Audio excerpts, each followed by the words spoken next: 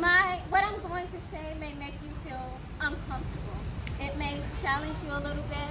Can you speak up a little? Yes. What I'm going to say may make you feel uncomfortable. It may challenge you a little bit. You may not feel like it applies to your community, but I want you to hear the voices of the people, not only in North Carolina, but in the U.S. and people around the world. A short list of things white people can do without being shot and killed by police and others or having the police called on them. Sleep in their own bed in their own home. Jog through a neighborhood. Walk home from buying Skittles and tea. Sit in Starbucks. Go to the pool. Mow a lawn. Play golf. Have a picnic. Or go bird watching in the park. Play video games with a nephew. Enter your own apartment. Sit in your own car in your own driveway. White privilege in a society that in many ways is built upon anti-Black racism is being able to take doing little things like these for granted. And being able to trust that you are the ones included in those the police protect and serve, rather than being viewed as one that property and people need protection from. This is the criminalization of Blackness. To be Black in the United States is to always be perceived as a threat or a thug or a criminal, regardless of age or status or education level. Thus, police often serve as judge, jury, and executioner, regardless of the offense and whether you are guilty or not, and even if you are guilty, what gives a police officer the authority to execute you. Yes, this is what it means to be a Black person in the United States. This is why we say Black Lives Matter, because society has demonstrated that Black lives do not matter when it comes to policing and the ways Black people are disproportionately impacted. When people seem to care more about property than Black lives, when you look at the incarceration rates and the death penalty, and you realize that some incarcerated Black people are innocent but were arrested because they fit the description. Black people always seem to fit the description.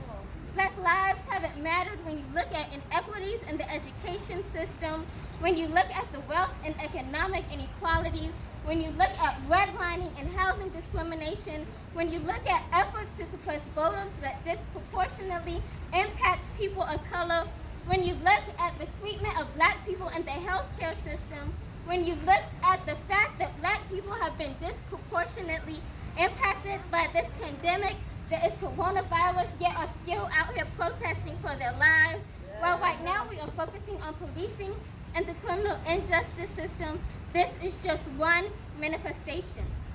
This is just the start, because society has demonstrated again and again that Black lives don't matter. Yes, we're still screaming and shouting that Black lives matter as reaffirm to ourselves and reaffirm to all of you that we matter in a society that will often say otherwise.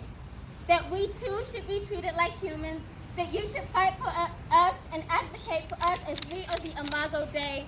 We too are those created in the image of God, and I shouldn't have to prove to you my worth. My life doesn't matter because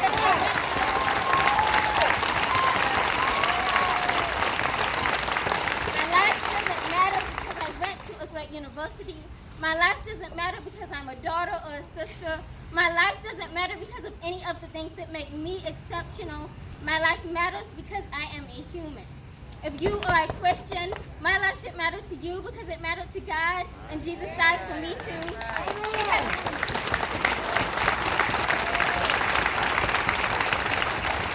Because Jesus not only prayed, but spent most of his time in the streets fighting against injustices and aligning himself with the marginalized, the least of these.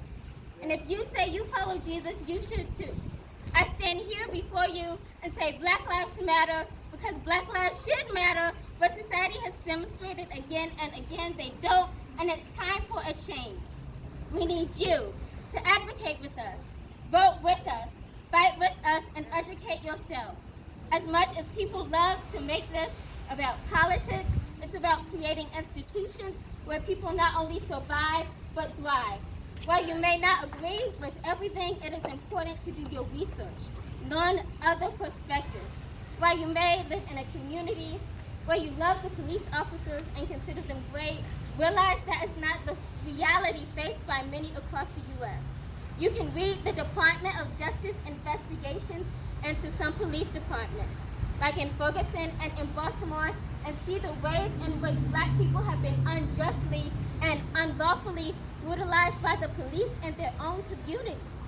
And this may not fit your community, but do research on defunding and disbanding the police, which is really about investing more in the community and holding the police accountable, as some departments are beyond the point of reform.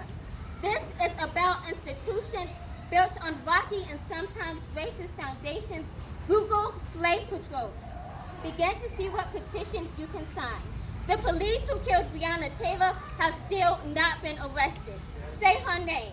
Consider donating to a bail fund to support those who have been peacefully protesting and exercising their First Amendment rights, yet have still been brutalized. Some have died. Fact check everything you hear in the media. This is a time to read, to learn, to listen. Listen to those on the ground who have been doing community organizing. Learn the history around protests, even violent protests, and the change that has resulted. Recognize your privilege and address some of the ways racism manifests in your life, in your workplace, in your church, in your school. Join an organization. Vote for people who have platforms that demonstrate that they care for all, that they love their neighbors as themselves. This is a time to read, learn, and listen. Listen to your neighbors in North Carolina and Charlotte in the U.S. and around the world. This is a time where we can demand that institutions demonstrate that Black lives matter. Reverend Dr. Martin Luther King Jr. once said, "Injustice anywhere is a threat to justice everywhere." Yeah. We are caught in an inescapable network of mutuality, tied in a single garment of destiny. Whatever affects one directly affects all indirectly. All lives can't matter until Black lives matter. We can't have true freedom and liberty. We can't be all that we as a nation have claimed to be until we affirm with our voices, our actions, and our institutions that Black lives matter. Yes, Black lives matter. Thank you.